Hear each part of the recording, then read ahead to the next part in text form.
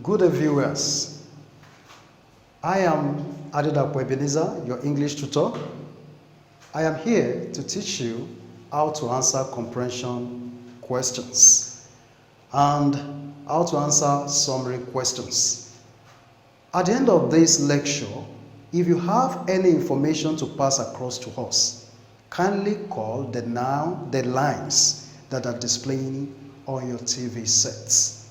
We will surely answer you. Now, I want to make use of some approaches. I mentioned some approaches the last time that I talked about how to answer comprehension questions. What are the approaches that I mentioned earlier? I mentioned inferential context questions, paragraph context questions, and so on. Yes, now let us look at how to answer comprehension. I have a comprehension for you. I will read a comprehension passage. Then after that, I will make use of the approaches. Now, bear with me. When Chief Obenwa read the notes and absorbed its tear's contents, he nearly collapsed.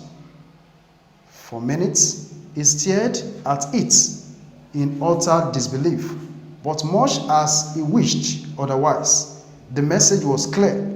The robbers had indicated that they would visit him very soon, and that no force in the world would stop them from cutting away all he had. The notes ended by warning him in his own interest not to be funny by informing police or other law enforcement agents.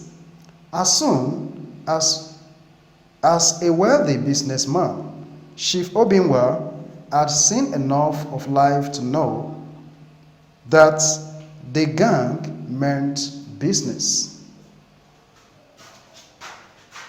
He could recall at least millions of men who had got such sinister notes in the past and who had been robbed as planned.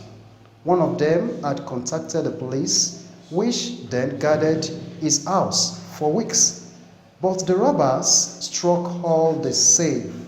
They attacked him in his expensive car on his way to another town, trashed him thoroughly, and relieved him of the car. So, contacting the police was out of it. He decided, but what could he do?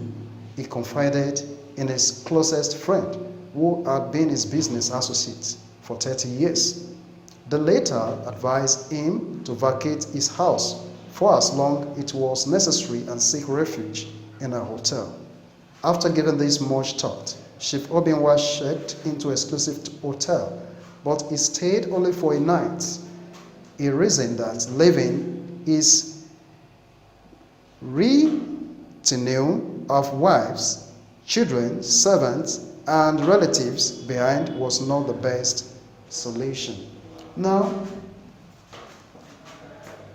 we've read the comprehension altogether. I believe as I was reading, you are reading with me at home. Now, listen to me, viewers. If you are to answer comprehension questions, you have to read very well. You read and understand what is in the passage. Now, and not only that, you have to be time conscious. Okay?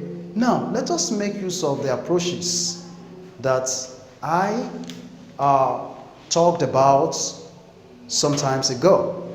Now, the first approach that we want to look is direct context question approach. Direct context question approach. I'm going to pick questions from this particular passage. Viewers, I want you to bring out your writing materials and write as I am dictating the questions to you and the answers. Okay, now the first one is direct context question. Direct contest question. If you're talking about direct contest question, that is a question which is very direct. Direct contest question. A question that is direct. Okay? Now, okay, I want to pick 2 questions under direct contest questions. Okay? What are the 2 questions that I'm going to pick from this passage? Number 1. What happened when Chief Obinwa read the notes? What happened? Listen to me. Under direct contest question. On direct contest question answers or asks the question, what? Okay? What? Why? Okay? Where? Now, the first one is the first.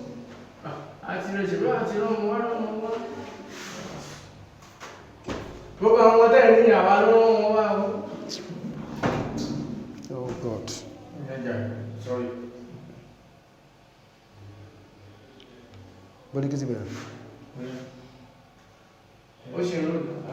Okay. Under direct contest question, I have 2 questions here in which I'm going to pick. So, write these questions down. Then I'm going to do what? I'm going to tell you the answer. The main reason why I'm teaching you how to answer comprehension questions is because I discovered that majority of students, they don't know how to answer comprehension questions. Now, under direct contest question, like I said earlier, I want to pick 2 questions from this passage. Number 1, what happened when Chief Obinwa read the notes? What happened when Chief Obinwa read the notes? Now, you can see this in the first paragraph. When Chief Obinwa read the notes and absorbed it, it tells contents, it nearly collapsed. Now, if you want to answer that question, this is how you're going to answer the question. Okay? You said, this is what you're going to write. Chief Obinwa was nearly collapsed. He was nearly collapsed. You can put it that way. He was nearly collapsed when he read the notes. Okay? Let me come again. This is the question. What happened when Chief Obinwa read the notes? You can write your answer in this form. Chief Obinwa was nearly collapsed. Or you can put it this way. He nearly collapsed when he read the notes. He nearly collapsed when he read the notes. Or Chief Obinwa nearly collapsed when he read the notes. That is a very good answer.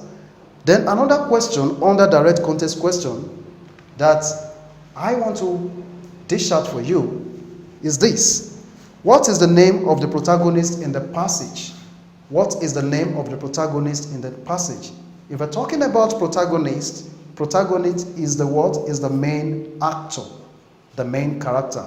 Okay? The main character. Now, the main character here, that is, the only character we have here, is Chief Obinwa. Chief Obinwa is the main protagonist. You can put it that way. If you have been asked, what is the name of the protagonist in the passage? Don't say Chief Obinwa. Just put it this way. Chief Obinwa is the main protagonist. Okay? That's about that. Now let us move to inferential contest question approach. Inferential contest question approach. Don't forget, if we're talking about inferential contest question approach, we're talking about questions that are not, the answers that you are going to write out, they are not in the passage. They ask you such question just to know maybe you have the knowledge of what you have read. Now, under inferential contest question, I have just only one question here. Now, what is the question? What is the best title suitable for the passage? What is the best title suitable for the passage? If you look at the passage from paragraph 1 to the last paragraph, now what title can we give this passage? The title that I can give this passage is Unpleasant Notes. Unpleasant Notes. Okay, you will discover that Chief Obinwa received this unpleasant note, despite the fact that he knew that some men, some people, his neighbors, they had received such unpleasant note. Now, his own turn arrived. Okay, so the title is what? Is Unpleasant Notes. Okay, that's about inferential context question. Then another one is paragraph topic question approach. Paragraph topic question approach. Now, if we're talking about paragraph, what is a paragraph? Paragraph is a part of a piece of writing that usually deals with one subject that begins on a new line and that is made up of one or more sentences. That is paragraph. Now, listen to me. You may be asked some questions on either under first or second or third paragraphs. Okay? Now, look at this question that I want to ask. In the second paragraph, what makes Chief Obinwa believe that the robbers meant business? In the second paragraph. Now, look at this. This is a paragraph from here to here. This is first paragraph. From here to here. This is second paragraph. Then from here to here, this is the third paragraph. This particular comprehension has 3 paragraphs. Okay, now a question is being picked from the second paragraph. Now, what is the question? What is the question? Write this down. Write this down. In the second paragraph, what makes Chief Obinwa believed that the robbers meant business? You can see the answer from this second paragraph. Now let us read the second paragraph. As a wealthy businessman, Chief Obinwa had seen enough of life to know that the gang meant business. Okay? He could recall at least millions of men who had got such sinister notes in the past and who had been robbed as planned. Now the question asked here is, what makes Chief Obinwa believe that the robbers meant business? The reason why he believed that the robbers meant business is because the robbers had what? Had visited some men. Okay? They had visited some men, and those men had been robbed. Do you get me now? So that's the answer. That's the answer. Okay. Now, let us move to another approach. The next approach is answer signal approach. Answer signal approach. Under answer signal approach, the answer is very straightforward. In that particular question given to you, that question will direct you to the answer. Okay, that's why we call it answer signal approach. Now, I have 2 questions under answer signal approach. What are the questions? The first one states that contacting whom was out of it for Chief Obinwa. Contacting whom was out of it for Chief Obinwa. Okay, you can see this in the 3rd paragraph. In the 3rd paragraph, you can see the police. The police. Okay, contacting whom, that is the police, was out of it. Okay, that is the answer. They ask whom to be contacted that will make the situation out of it. Okay, we have the police. Okay, now another question is, Chief Obinwa confided with whom? Chief Obinwa confided in whom? We're being told that he confided in his closest friend. That's the answer. He confided in his closest friend. He confided in his closest friend. If you don't want to use he, that pronoun, you can use now. Chief Obinwa confided in his closest friend. That is the answer. Now, another approach is conjunct and ordinal approach. Conjunct and ordinal approach. Now, let me start from ordinal approach. Okay? This is a question under ordinal approach. Mention two things Chief Obinna, friend, told him. Mention two things Chief Obinna, Obinwa, friend. Chief Obinwa's friend told him. Okay? Now, you can see this, the answer in the third paragraph. That is the last paragraph of this passage. Okay? Now, what are the two things that Chief Obinwa's friend told him? You know, we're talking about ordinal approach. What you're going to do is first, you can say first or firstly. Okay? Firstly, he advised him to vacate his house. And secondly, he told him to seek refuge in a hotel. You can see, I make use of firstly and secondly. That is ordinal number. Okay? Ordinal means number. Okay. Now, another aspect under this approach is this. Now, listen to me. What was the last decision made by Chief Obinwa? What was the last decision made by Chief Obinwa? What was the last decision? Now, under this approach, we're going to make use of conjunct. Conjunct. If we're talking about conjunct, we have besides, although, in addition, furthermore, finally. Okay, now, look at the question I asked. What was the last decision made by Chief Obinwa? The last decision. Okay, this is how you're going to use. We're going to make use of conjuncts to answer that question. Now, write this down. Finally, you can see, finally is what? Is a conjunct. Finally, comma, he stayed only for a night at the hotel and never let go of his relatives. Now, let me ask the question again. What was the last decision made by Chief Obinwa? Now, you know, I told you that if you want to use conjuncts, context approach, you can make use of finally or in addition, besides. Okay, now we're making use of the word finally here because if you look at the question being asked, what was the last decision?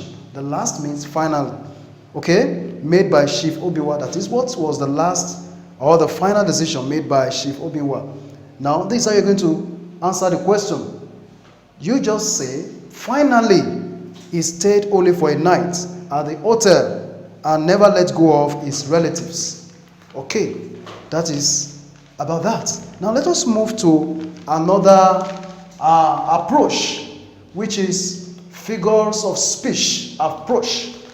Now, there's a particular word here. It could recall at least million of men. Now, let us look at this particular word, this underlined sentence. It could recall at least million of men. If you are asked what figure of speech is this particular word underlined, at least million of men, is it possible for someone to recall millions of men at once? No. So this is an hyperbole, okay, which is an exaggeration, okay. So it could recall at least millions of men is an exaggerated word, okay. So that's about that. Now, the next approach is diction, vocabularies and diction. Now, if you look at the comprehension, you will discover that we have some words that are being underlined. What are the words? Number one, absorbed. Number two, we have sinister. Then we have confided. We have associates. We have refuge. Okay, now let us look at, let us make use of some words that can go with this underlined word. Absorbed. When Chief Obinwa read the notes, and absorbed. And absorbed, it turns contents. Now, the word absorb, what word can we use in replacement of absorb? You can make use of took in. Now, look up, viewers. This word is a past tense word, absorbed. So the word that you're going to use to replace this particular word must be in past tense form. You can use took in or understood, okay, or comprehended. Let me come again. Another word you can use for the word absorbed is, took in, comprehended, or understood. These are the words you can use in replacement of the word absorbed. Now, let us look at another word. Yes, we have sinister. What are the words we can use in replacement? We can use to replace this particular word, sinister. We have the word terrible. Sinister means terrible. Then you can make use of evil. Okay? Like I said, we have word like evil and terrible. These words go with the word sinister. Okay, now we have another word here, which is confided. Okay, now which word can we use in replacement to replace this particular word confided? Now we can use entrusted. Now don't forget, this particular word is a past tense verb, confided. Okay, it's a verb. Okay, now another word we can use is entrusted. Now we have another word here, associate.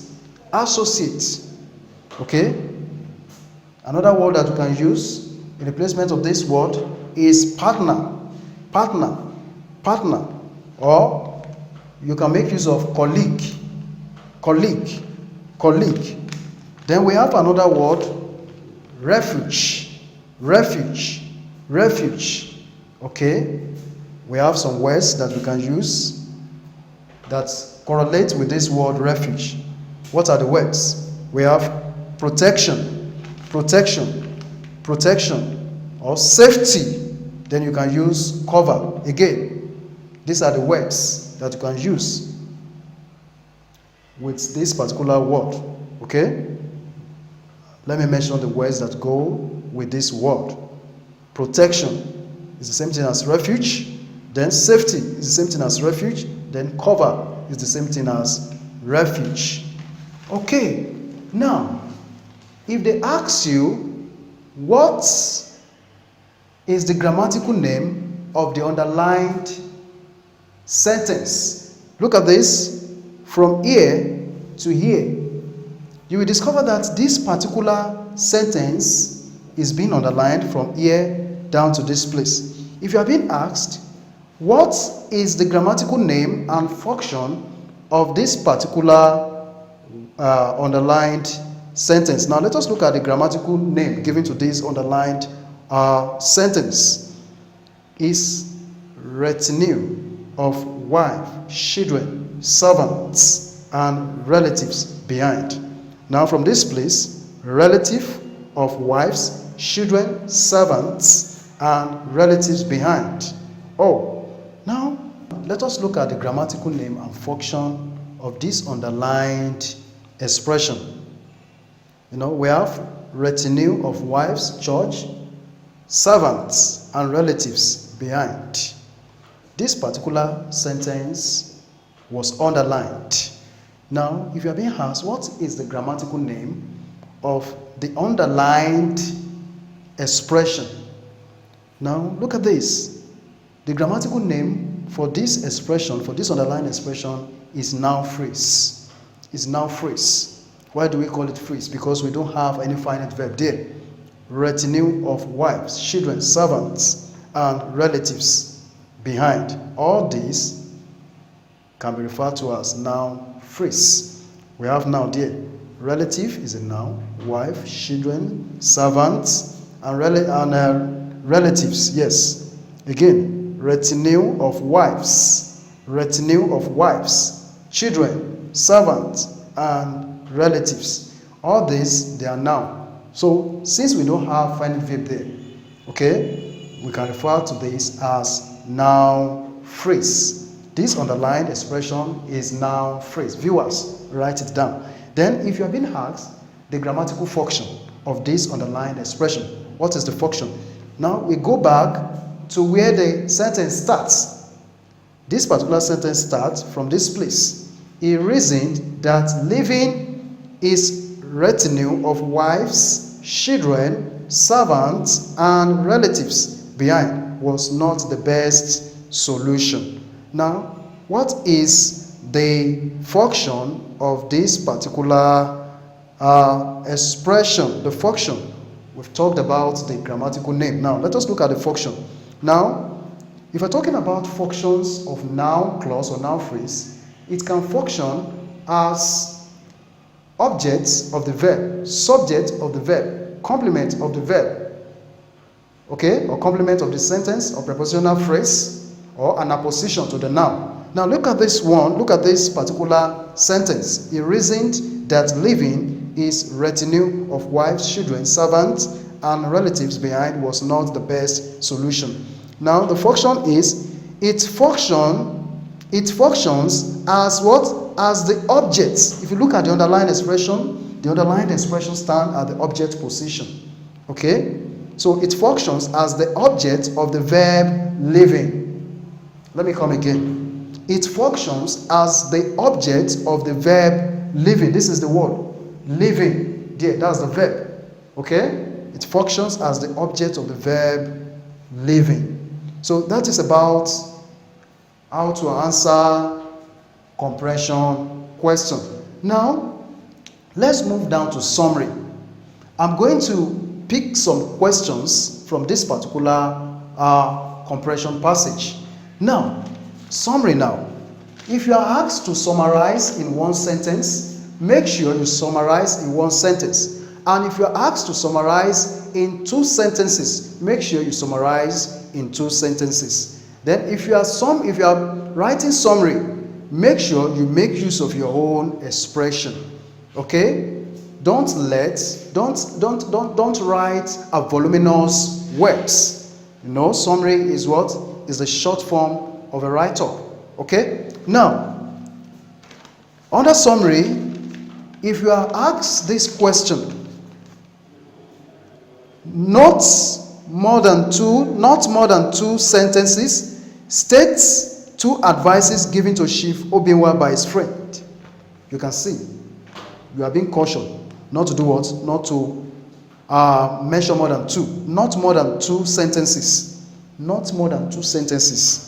State two advices given to Chief Obinwa by his friend. Now, how are we going to answer this?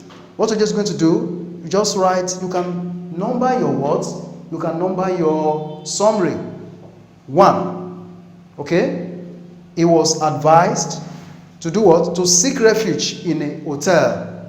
He was advised to seek refuge in a hotel. 2. He was advised to leave his house. You can see we use the word leave instead of vacate. That is our own word. You don't need to use vacate. You can use another word, replacement of that, vacate. He was advised to leave his house. That's the answer. Then the last one, under summary, in one sentence, write out the intention of the robbers towards Chief Obinwa. In one sentence, write out the intention of the robbers towards Chief Obinwa. Now, the answer is this. The robbers have the intention to rob Mr. Obinwa. The robber have the intention to rob Chief. It's not Mr. Don't let us forget. This is the title given to this man. Chief Obinwa. Okay? That's the intention of the robbers. They have the intention to do what? To rob Chief Obinwa. So that is how to answer summary questions. My dear viewers, I'm quite sure that you understood this particular lecture in which I've passed across to you. If you have any question to ask, either question or questions, you can contact us on the numbers that are displaying on your TV sets. I still remain your English tutor. I will see you in another time. Thank you. God bless you.